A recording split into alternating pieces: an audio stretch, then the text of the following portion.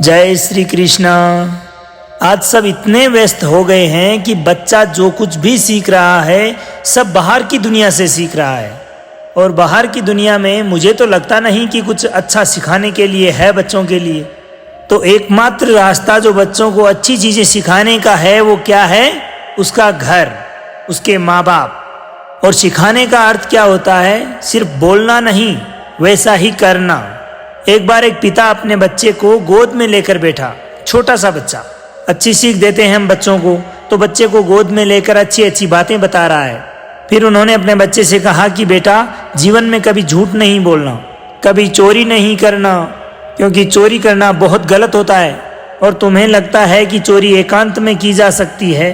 पिता ने अपने बच्चे से कहा कि कभी तुम्हें ऐसा लगे कि ये चोरी मैं कर रहा हूँ, इसे कोई देख नहीं रहा, मैं सिर्फ एकांत में छुपके कर रहा हूँ, परंतु बेटा एक बात हमेशा याद रखना कि वो परमात्मा हर जगह से देखता है, उससे कोई छिप नहीं सकता। तो जब कभी भी तुम चोरी करोगे तो तुम्हें भगवान अवश्य देखेंगे।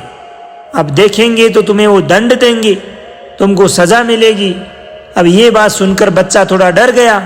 अब थोड़ा समय बीतता है उस गांव में खेती ढंग से हो नहीं रही, तो अन्न नहीं आ रहा खाने के लिए। तो वो पिता अपने बच्चे को लेकर दूसरे गांव चले गए। अब दूसरे गांव में उन्हें एक खेत मिलता है।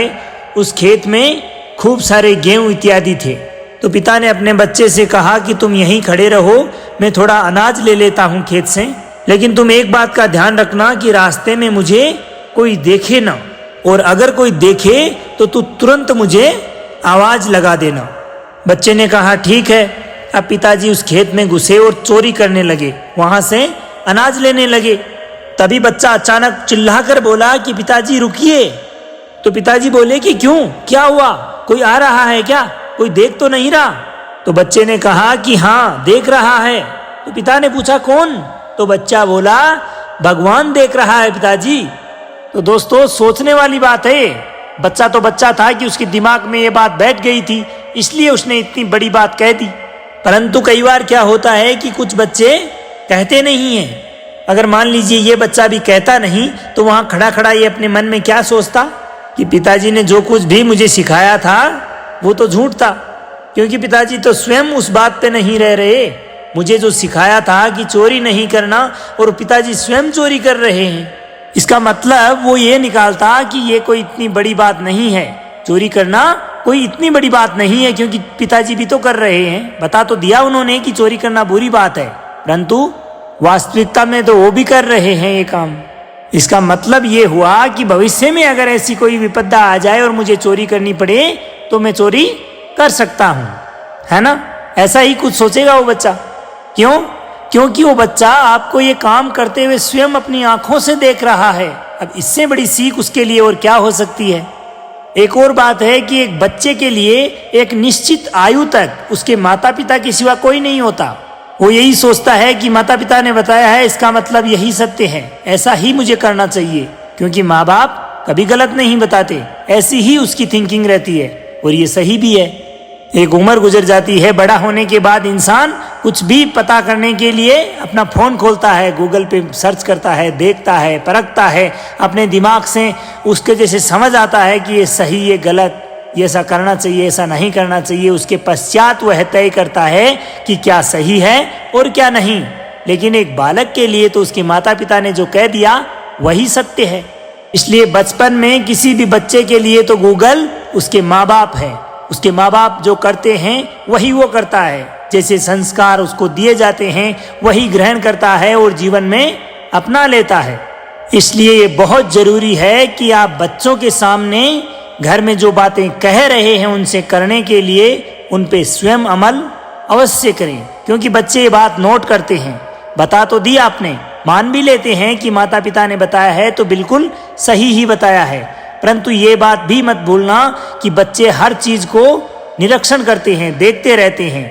घर में जितने भी सदस्य हैं सभी के द्वारा किया जाने वाले कार्य को पूरा अवलोकन करते हैं और उसी से सीखते रहते हैं। अब घर में माता पिता भी हैं, छोटे बच्चे भी हैं, बड़े भी हैं, चाचा ताऊ और कोई अड़ोस पड़ोस का घर में आता है, अगल बगल के संबंधी, सब कुछ जो भी माहौल घर में वो देखते हैं वहीं से सीखते हैं। इसलिए सदैव अपने बच्चों को अच्छे संस्कार देने के लिए सबसे पहला काम ये करें कि अपने जीवन में उन अच्छे कार्यों को अवश्य अपनाएं, क्योंकि वो आपको देख के ही सब कुछ सीखते हैं। क्योंकि हर किसी को अच्छे और बुरे संस्कार सिर्फ घर से ही मिलते हैं। जब बच्चा बड़ा होता है और कहीं पे भी समाज में जाता है, कोई भी कार्य करता है, और अगर उसे अच्छे संस्कार मिले हैं तो वो सदैव अच्छे कर्म ही करेगा। और अगर थोड़े से भी गलत संस्कार अगर उसमें पड़ गए हैं तो जरा सी भी गलत संगत उसको बिगाड़ सकती है, उसकी राह को भटका सकती है। इसलिए मेरा आप सभी से निवेदन है, जिनके भी घर में छोटे बच्चे हैं उनको अच्छी बातें बताएं, अच्छे संस्कार दें, लेकिन कोई भी बात बताने से पूर्व वैसा आप भी करें, क्योंकि बच्चे सुनने से ज्यादा देखकर सीखते हैं।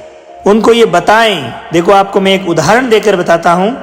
अब आजकल के ज़माने में आप सब तो देख ही रहे हैं कि हर कोई व्यक्ति झूठ बोलता है। तब ये बात समझ में आती है कि बचपन में जो सिखाया गया था वो वैसा सच नहीं था। कि जो बच्चों को सिखाया जाता है ना कि झूठ बोलने से नाक लंबी हो जाती है। अब देखिए, ये बात आप बताएंगे क्योंकि नाक तो लंबी हो नहीं सकती, तो बच्चा क्या सोचेगा? झूठ था। तो हमारे साथ क्या किया जाता था? हमें बोला जाता था कि झूठ बोलने से आपके माँ बाप बीमार पड़ जाते हैं। और देखिए, माँ बाप अपने बच्चों की झूठ को पकड़ लेते हैं।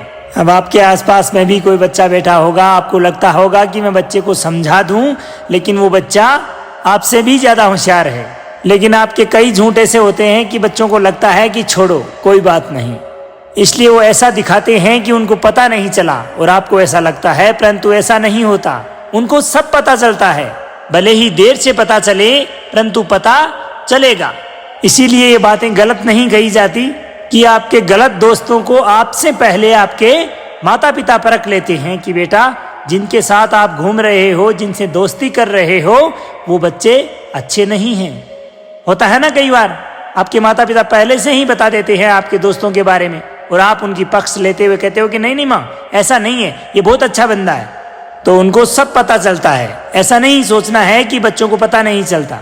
बचपन में तो इतना झूठ बोलना आता भी नहीं है, तो कभी कभी कह देते थे, परंतु माँ बाप को तो पता चल ही जाता है। अब उनके पास दो रास्ते होते हैं कि या तो उनको डांटो। अब डांटने से तो क्या है कि बच्चा और ज्यादा सतर्क हो जाता है कि मैंने ये गलती की, इसलिए मेरे को डांट पड़ी, तो अगली बार मैं ये गलती नहीं करूंगा। तो हमारे माँ बाप क्या करते थे? बीमार होने का नाटक करते थे कि उनकी तबीयत बहुत खराब हो गया। अब ये देखने के बाद तो एक बच्चा डर ही जाएगा ना, क्योंकि उनके माता पिता ने उन्हें बताया है कि अगर आप जब भी झूठ बोलोगे तो तुम्हारे माता पिता को बुखार हो जाएगा या उनकी तबीयत ठीक नहीं रहेगी। और ऐसा ही हुआ। तो ऐसे में बच्चा समझता है कि हाँ, सही बात है, मैंने आज झूठ बोला और मेरे माता पिता बीमार हो गए। तो बच्चे के दिल में एक डर बैठ जाता है। अब यहाँ मेरे कहने का तात्पर्य यह है कि आप बच्चों को जो कुछ भी सिखाते हो उससे पहले वो अमल में लाओ, अपने आप करके दिखाओ उनको, क्योंकि आप जो कुछ करेंगे उन्हें वो अवश्य पकड़ जाएंगे। आपकी कही हुई बात को वो लोभ सकते हैं, हो सकता है कि ना माने, उनको फॉलो ना करें, परंतु जो आप कर रहे हैं उसको देखकर वो अवश्य अपने जीवन में उतारते हैं। इसलिए बच्चों को जो कुछ भी कहें, कोई भी बात कहें तो एक तर्क वाली बात कहें, लॉजिक वाली बात कहें। अब कह दिया कि झूठ बोलने से नाक लंबी होती है, हुई आज तक किसी की नाक लंबी? तो ऐसे नहीं बोलना है। तो बच्चा इस बात को अगर करके भी देखेगा तो उसे पता लगेगा ये तो झूठी बात है। अब बच्चों के सामने कभी झूठ ना बोलें। बच्चों को अगर आप कुछ भी समझा रहे हो तो चिल्ला कर ना बोलें। अब एक बात हमेशा याद रखना कि किसी घर का एक बच्चा है जो हमेशा चिल्लाता है, इसका सीधा सा अर्थ है कि उसके घर में कोई भी है जो बहुत चिल्लाकर बोलता है। अब कई बच्चे होते हैं जो आप शब्द बोलते हैं, तो इसका मतलब यह है कि उसके घर में कोई न कोई ऐसा है जो बहुत अपशब्द बोलता है। अब कोई बच्चा है जो हाथ उठाता है, तो इसका भी मतलब यही है कि उसके घर में भी कोई न कोई ऐसा है जो हाथ उठाता है। बच्चे कोई भी चीज देखे बिना नहीं सीखते, जो देखेंगे वही सीखेंगे। इसलिए दोस्तों, आज के जमाने में बच्चों को पालना भी एक कला है ना। अगर बच्चे को बहुत अच्छे से पालना है, एक साधारण जीवन, तो उसमें कोई बड़ी बात नहीं है, परंतु बच्चे को बहुत अच्छे से पालना है तो वो भी एक कला है। तो बच्चों को संस्कार बचपन से ही दिए जाते हैं और परिवार से ही दिए जाते हैं। अब भगवान प्रहलाद जी को सारी बातें समझाते हैं। भगवान कहते हैं, जैसे जीवन में हर चीज जरूरी है तो मर्यादा रखते हो अपने काम में, रिश्तों में, तो सत्संग में मर्यादा क्यों नहीं रखते? क्योंकि दुख में पुकारते तुम हमें ही हो, लेकिन सत्संग नहीं करना चाहते। आज हम सब लोग चाहते हैं कि हमारी पहचान बड़े बड़े लोगों से हो। अब ऐसा हम क्यों चाहते हैं? क्यों हम चाहते हैं कि हमारी पहचान बड़े बड़े लोगों से हो? हम हमारी पहचान बनाते भी हैं। जब कभी भी किसी बड़े लोगों से मिलने का मौका मिलता है, हम उनसे मिलते हैं, अपनी पहचान बनाते हैं। तो क्यों हम ऐसा क्यों करते हैं? यानी कभी कोई काम पड़े तो समय पर हम अपना काम निकाल सकते हैं। इसीलिए ना, जिनसे हमने पहचान बनाई है उनके थ्रू अपना काम निकल जाएगा, है ना। परंतु आपको एक सच बात बताऊं कि हमारे छोटे मोटे काम तो ये लोग कर सकते हैं, परंतु सच में जब कोई बड़ा संकट आता है ना जीवन में, तो इनमें से एक भी फोन नहीं उठाता। ये बात आप भी देख लेना। और तब काम कौन आता है? जिससे रिश्ता बनाने के लिए तुम्हारे पास समय तक नहीं है, 1 मिनट तक नहीं निकालते आप, वही हमारे काम आता है, ईश्वर। अब इसका मतलब ये नहीं है कि आप काम करना छोड़ दें, लोगों से पहचान ना बनाएं, किसी से मिले नहीं। भगवान ने भी ये बात बताई है कि तुमने हर काम में मर्यादा रखी है। तुम काम समय पर जाते हो, जहाँ कहीं पे भी रोजगार करते हो, ऑफिस जाते हो, समय पर जाते हो ना। कहीं कोई ब्याह शादी हो, प्रोग्राम हो, उसमें समय पर जाते हो। तो फिर भगवान के नाम के लिए समय क्यों नहीं? भगवान का नाम लेने के लिए तो हम यही सोचते हैं कि समय मिला तो ठीक है, ले लेंगे, नहीं तो कल ले लेंगे। तो भगवान यही बात कह रहे हैं कि सब जगह मर्यादा है, तो फिर सत्संग में मर्यादा क्यों नहीं? यहाँ पर भी मर्यादा होनी चाहिए ना। इसलिए दोस्तों, अपने जीवन के तमाम कार्यों को जिस प्रकार से आप मर्यादा में रहते हुए करते हैं, उसी प्रकार परमात्मा का ध्यान भी मर्यादा में रहते हुए कीजिए। सत्संग में जाइए, भगवान का नाम लीजिए, हंसते रहिए, मुस्कुराते रहिए, अपने जीवन में आगे बढ़ते रहिए और प्रेम से बोलिए श्री राधे राधे।